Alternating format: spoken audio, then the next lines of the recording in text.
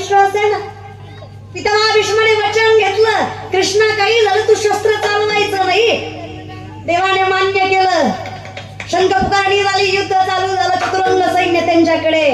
अन्याय चालू झाला अर्जुनावर. त्याचा पाय गेला, बाणावर बाण मारला. देवाला सहन झालं नाही. देवाने सुदर्शन चक्र फिरवलं. भीष्माने विचारलं, देव आहेस ना रे बाबा, आदर्श काय घ्यायचा तुझ्याकडनं?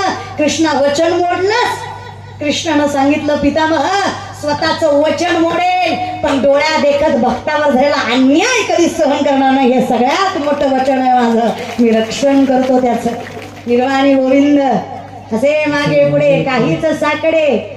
तू गुरुबंधू पिता, तू अमुची इष्ट देवता, तू सुद्धा रक्षिता आपदी अमुते. गुरुबंधू मायबाप सगळं होतोच विठ्ठला. आपदी म्हणजे संकट, रक्षिता म्हणजे रक्षण करणं. आमच्या अगोदर आमच्या समोर संकटाला उभं राहतोस. मग तू का म्हणे